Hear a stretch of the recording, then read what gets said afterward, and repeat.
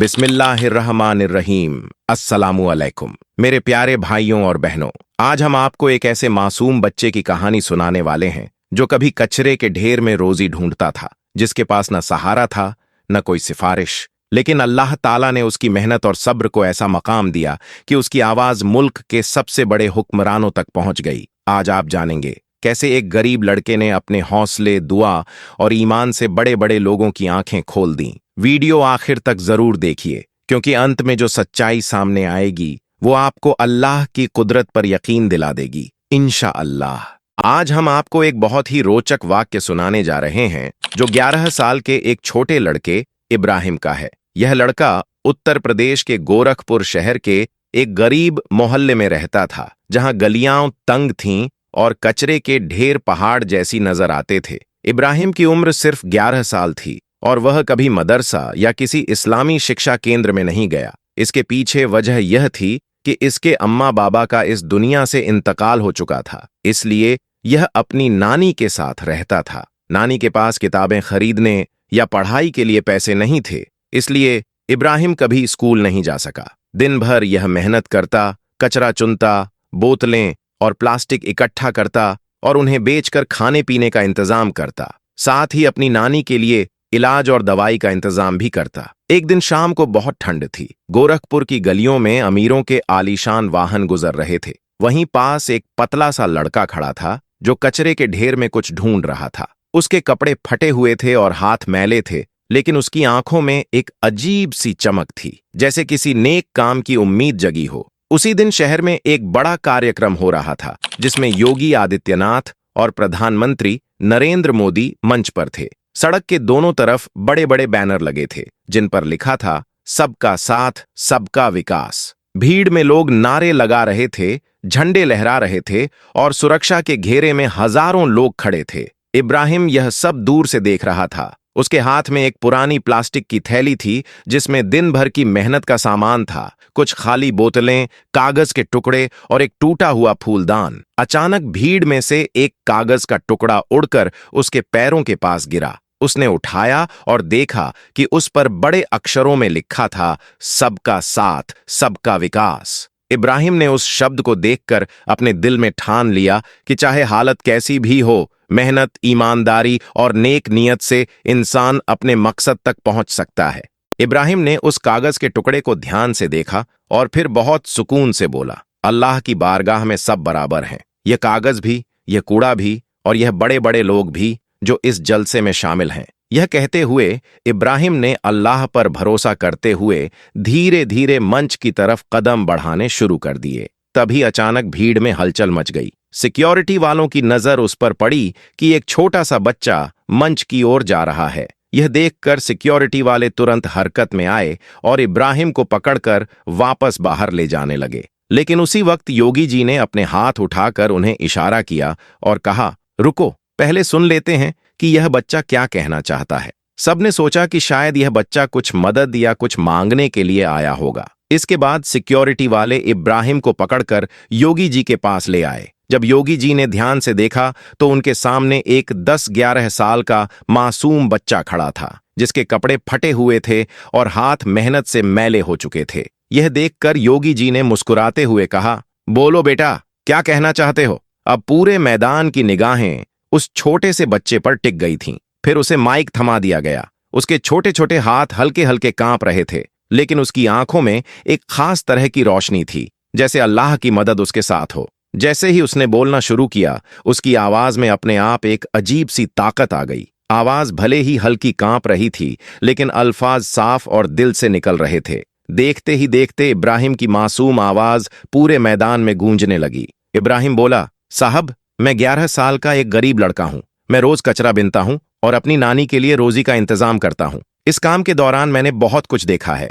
मैं रोज देखता हूं कि लोग कचरे में क्या क्या फेंक देते हैं, कभी खाना, कभी कपड़े, कभी टूटे खिलौने, कभी पुरानी किताबें और कभी कभी तो लोग कुरान पाक के पन्नों को भी कूड़े में डाल देते हैं। यह देखकर मेरा दिल बहुत दुखी हो जाता है। उसने थोड़ी देर रुककर आगे कहा, साहब, आप बहुत बड़े आदमी हो। आपकी तस्वीरें दीवारों पर लगती हैं, लोग आपके नाम के नारे लगाते हैं, लेकिन याद रखिए, अल्लाह की नजर में सबसे बड़ा वही होता है जो सबसे ज्यादा झुकता है। गरीब के सामने, मजलूम के सामने और अपने नफ्स के सामने। फिर इब्राहिम बोला, साहब, मैंने अपनी नानी से सुना है। मेरी नानी कहती है कि अल्लाह कुरान पाक में फरमाता है, फस्बिर इन्नल्लाह मा साबिरीन, यानी सब्र करो, बेशक अल्लाह सब्र करने वालों के साथ है। उसने आगे कहा, साहब, आप दोनों बहुत बड़े लोग हो, आपकी बातें टीवी पर आती हैं, लोग हर जगह आपकी तारीफ करते हैं, लेकिन याद रखो, अल्लाह की नजर में सबसे बड़ा वो होता है जो हर इंसान को इंसान समझे, जो गरीब और मजलूमों पर जुल्म न करे। फिर इब्राहिम ने आखिर में कहा, मेरे प्यारे नबी सल्लल्लाहु अलैहि वसल्लम ने फरमाया है कि सबसे बेहतर इंसान वह है जिसके हाथों से दूसरों को फायदा पहुंचे, और सबसे बुरा इंसान वह है जिसके हाथों से दूसरों को नुकसान पहुंचे। यह कहते हुए उसकी आंखें भर आईं, लेकिन चेहरे पर सच्चाई और ईमान की चमक साफ दिखाई दे रही थी। इब्राहिम ने गहरी सांस ली और फिर पूरे यकीन के साथ कहा, कुरान में अल्लाह फरमाता है, इन्नल्लाह मा साबिरीन, यानी बेशक अल्लाह सब्र करने वालों के साथ है। साहब, मैं रोज सब्र करता हूं, कई बार भूखा भी सो जाता हूं, लेकिन फिर भी अपने रब पर पूरा भरोसा रखता हूं। मुझे यकीन है कि अल्लाह मुझे कभी अकेला नहीं छोड़ेगा, और आप भी अल्लाह पर भरोसा रखिए, वह आपको और ज्यादा अता करेगा, क्योंकि अल्लाह बहुत बड़ा है। वह न कुर्सी देखता है, न तख्त और ताज, वह तो सिर्फ इंसान का दिल देखता है। इतना सुनते ही पूरा मंच खामोश हो गया, हर तरफ सन्नाटा फैल गया, लोग सांस तक रोककर उसकी बातें सुनने लगे। फिर इब्राहिम ने आगे कहा, साहब, मैंने कुरान में पढ़ा है कि अल्लाह हमारे चेहरों और माल दौलत को नहीं देखता, वह हमारी ताकत और रुतबे को नहीं देखता, बल्कि वह हमारे दिलों और हमारे आमाल को देखता है, यानी वह यह देखता है कि हम क्या करते हैं और कैसे जीते हैं। उसने पूरे भरोसे के साथ कहा, आप बहुत बड़े आदमी हो, आपकी बातें हर कोई सुनता है, लेकिन याद रखिए, असली ताकत उसी के पास होती है जो सबसे कमजोर इंसान को भी अहमियत देता है। फिर उसने कहा, अगर आप सच में सबका साथ चाहते हैं तो पहले मेरे जैसे गरीब बच्चों की तरफ देखिए, क्योंकि ऊपर वाला सबको बराबर समझता है, चाहे वह मंच पर खड़ा हो या कूड़े के ढेर में अपनी जिंदगी तलाश रहा हो। इब्राहिम की आवाज और मजबूत हो गई। उसने कहा, अल्लाह फरमाता है कि जो छोटों को दबाता है वह दरअसल खुद को नुकसान पहुंचाता है, और जो गरीबों और कमजोरों की मदद करता है, समझो वह अल्लाह की राह में मदद करता है, और कयामत के दिन अल्लाह भी उसकी मदद करेगा। फिर उसने पूरे यकीन से कहा, साहब, याद रखिए, अल्लाह एक है और वह सबसे बड़ा है। वह गरीब का भी रब है और अमीर का भी, वह हिंदू का भी रब है और मुसलमान का भी। और यह भी याद रखिए कि अल्लाह जो करता है हमेशा भलाई के लिए करता है। उसने मुस्कुराकर कहा, वह मेरी गरीबी में भी है और आपकी कुर्सी में भी, बस हमें एक दूसरे का साथ देना है, क्योंकि आखिरता में वही साथ काम आएगा। फिर इब्राहिम बोला, इसलिए हमें हमेशा इंसान को इंसान समझना चाहिए, इंसानियत ही इस दुनिया की सबसे बड़ी पहचान है। इसके बाद उसने अपनी आखिरी बात कही, अल्लाहु अकबर, अल्लाह की रहमत बहुत बड़ी है, लेकिन उसका अदल यानी इंसाफ उससे भी बड़ा है। वह सबके साथ बराबरी का इंसाफ करता है, चाहे वह कचरा बिनने वाला हो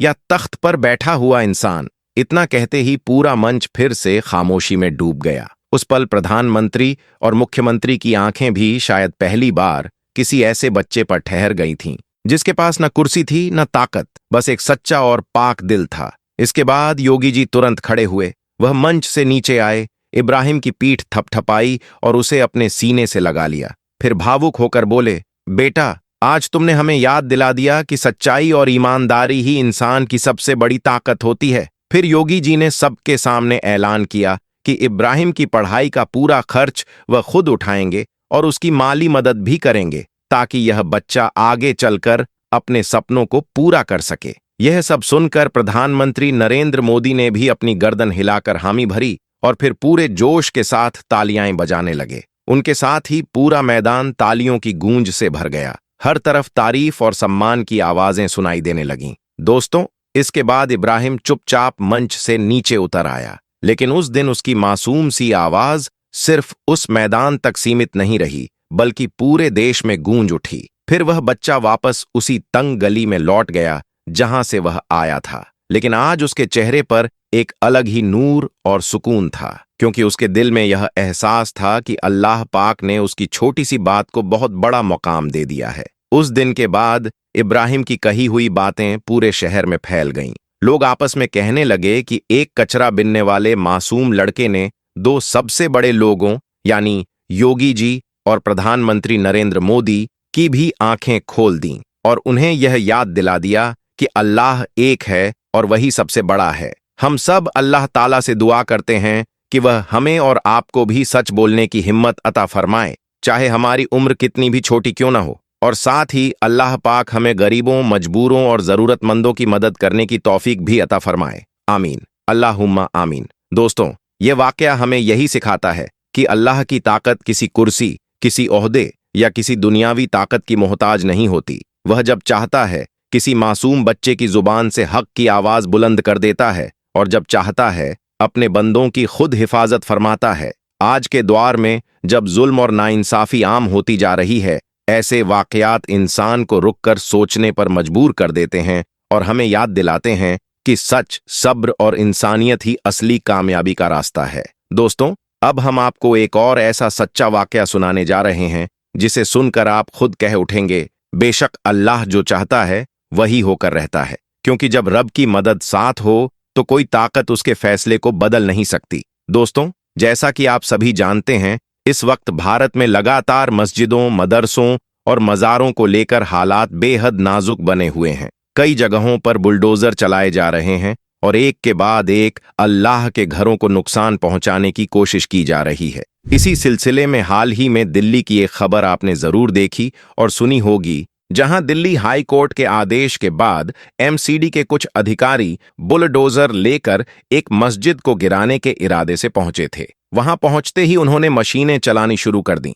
कहते हैं कि मस्जिद के आसपास मौजूद कई चीजें टूट गईं, दीवारें गिर गईं और काफी नुकसान भी हुआ। लेकिन हैरानी की बात यह रही कि तमाम कोशिशों के बावजूद वह बुलडोजर मस्जिद की एक भी ईंट को नुकसान नहीं पहुंचा सके। अब सवाल यह उठता है कि आखिर इस मस्जिद के साथ अल्लाह ताला का ऐसा कौन सा मौजज़ा हुआ कि इतने सारे बुलडोजर मिलकर भी अल्लाह के घर को गिरा नहीं पाए। यह बात जानकर यकीनन आपके भी रोंगटे खड़े हो जाएंगे और आपका ईमान और मजबूत हो जाएगा। इसलिए दोस्तों, यह वीडियो आप सभी के लिए बेहद खास है। इसे आखिर तक जरूर देखिए, क्योंकि आगे जो सच सामने आने वाला है वह आपको अल्लाह की कुदरत और उसकी रहमत का एहसास करा देगा। दोस्तों, आज के वक्त में हमारे देश भारत के अंदर कुछ लोग अपने निजी फायदे और सियासी मुनाफे के लिए लगातार मस्जिदों, मदरसों और मज़ारों को निशाना बना रहे हैं। अतिक्रमण के नाम पर बार बार अल्लाह के घरों को नुकसान पहुंचाने की कोशिश की जा रही है।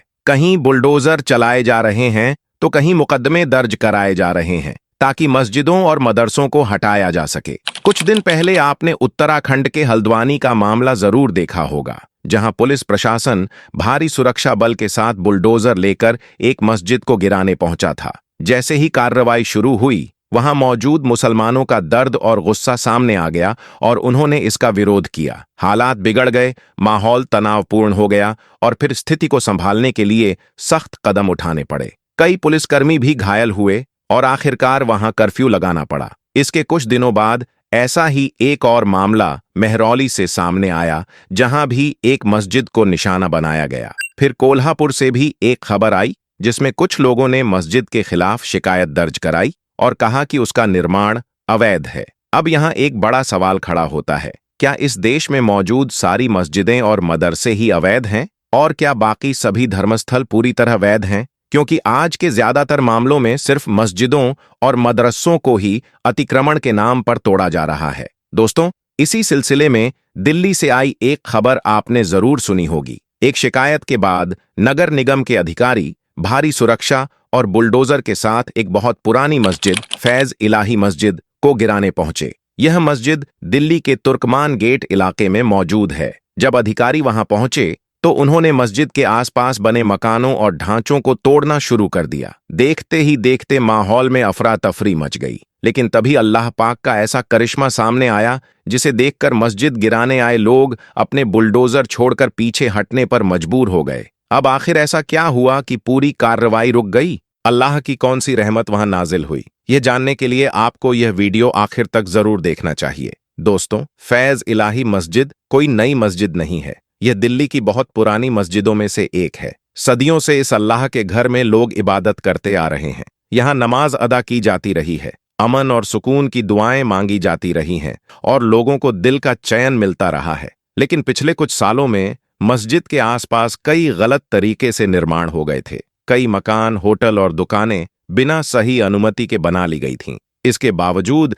यह मस्जिद अल्लाह की रहमत से पाक और महफूज बनी रही। कुछ समय पहले कुछ नफरत फैलाने वाले लोगों ने इस मस्जिद के खिलाफ शिकायत दर्ज करा दी। शिकायत में कहा गया कि मस्जिद का निर्माण गलत तरीके से हुआ है और इसे हटाया जाना चाहिए। दोस्तों, अभी इस शिकायत को ज्यादा वक्त भी नहीं बीता था कि दिल्ली सरकार और एमसीडी ने हाई कोर्ट के आदेश पर फैसला लिया कि इलाके से अवैध अतिक्रमण हटाया जाएगा। फिर क्या था, आदेश मिलते ही प्रशासन हरकत में आ गया, बुलडोजर तैयार हो गए और अल्लाह के घर के सामने एक बार फिर बड़ी परीक्षा खड़ी हो गई। दोस्तों, कुछ ही दिन पहले जनवरी की एक ठंडी रात में एमसीडी के कुछ कर्मचारी बुलडोजर लेकर अचानक यहां पहुंच गए। बिना किसी बड़ी सूचना के उन्होंने मस्जिद और उसके आसपास बने अतिक्रमण को हटाना शुरू कर दिया। जैसे ही यह खबर फैली, वहां रहने वाले मुसलमान बहुत घबरा गए। बच्चे, बुजुर्ग, महिलाएं सब अपने अपने घरों से बाहर निकल आए। सबकी आंखों में डर था और दिलों में बेचैनी। लोग रोते हुए अल्लाह से दुआ करने लगे,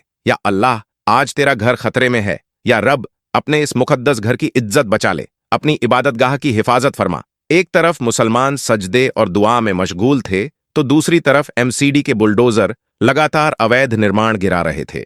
आसपास बने घर, डिस्पेंसरी और दुकानें एक एक करके ढहती चली गईं।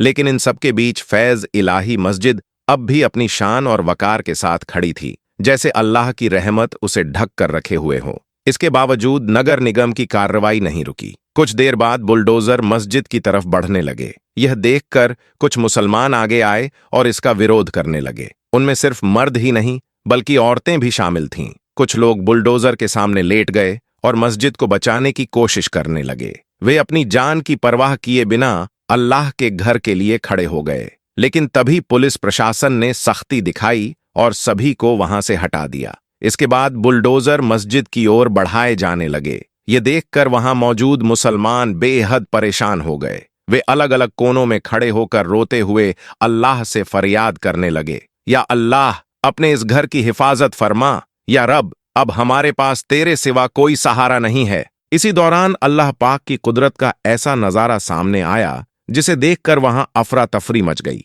जैसे ही बुलडोजर मस्जिद के पास पहुंचा, उसी वक्त एक जेसीबी का ऊपरी हिस्सा ऊपर से गुजर रही बिजली की तारों से टकरा गया। अचानक उसमें करंट दौड़ गया। यह देखकर मजदूर और अधिकारी घबरा गए। चारों तरफ भगदड़ मच गई। जो लोग मशीन चला रहे थे वे अपने बुलडोजर छोड़कर वहां से भाग खड़े हुए। इस अचानक हुए हादसे से पुलिस प्रशासन के भी हाथ पांव फूल गए। हालात को काबू में करने के लिए पुलिस ने लाठीचार्ज किया और आंसू गैस का भी इस्तेमाल किया। इससे वहां मौजूद लोग और ज्यादा भड़क उठे और हालात बिगड़ने लगे। कुछ जगहों पर पत्थरबाजी की भी खबरें आईं, जिसमें बताया गया कि कुछ पुलिसकर्मी घायल हो गए। हालांकि बाद में पुलिस प्रशासन ने इन खबरों को खारिज करते हुए कहा कि ऐसी कोई बड़ी घटना नहीं हुई थी। उनके मुताबिक वे सिर्फ मस्जिद के आसपास बने अवैध निर्माण को हटाने गए थे। पुलिस का यह भी कहना था कि कार्रवाई के दौरान कुछ लोगों ने यह अफवाह फैला दी कि फैज इलाही मस्जिद को तोड़ा जा रहा है,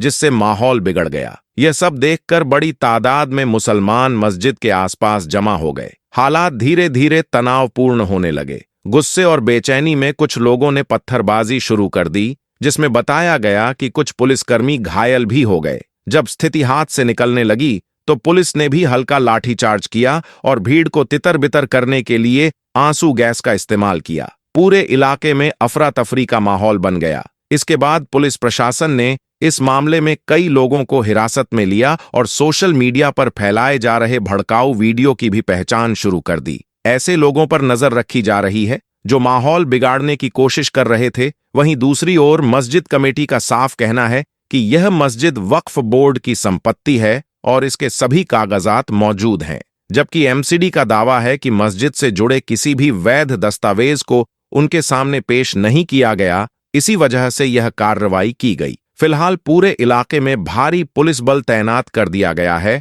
और हालात पर पूरी तरह नजर रखी जा रही है। अभी स्थिति काबू में बताई जा रही है, लेकिन इन सब के बावजूद अल्लाह का यह मुकद्दस घर यानी फैज इलाही मस्जिद आज भी अपनी पूरी शान और रौनक के साथ वैसे ही चमक रही है। यहां पर अल्लाह पाक की कुदरत का ऐसा करिश्मा देखने को मिला कि एमसीडी के बुलडोजरों ने मस्जिद के आसपास बने सभी मकानों, चाहे वह बारात घर हो, डिस्पेंसरी हो या दुकानें, सबको गिरा दिया। मगर हैरत की बात यह रही कि मस्जिद की एक दीवार तक को कोई नुकसान नहीं पहुंचा, एक छोटी सी खरोंच भी नहीं आई। अगर आपको यह वाकया पसंद आया हो और इससे आपके ईमान को ताकत मिली हो, तो अल्लाह के नाम पर इस वीडियो को लाइक जरूर करें, ताकि यह पैगाम ज्यादा से ज्यादा लोगों तक पहुंचे। इसे अपने अजीजों, दोस्तों और उम्मत के साथ शेयर करें और ऐसे ही हक़, सच्चाई और ईमान को मजबूत करने वाले वीडियो देखने के लिए हमारे चैनल को सब्सक्राइब करें और नोटिफिकेशन बेल दबाना ना भूलें। अल्लाह पाक आप सबको अज्जर अता फरमाए और नेक अमल की तौफीक दे। आमीन।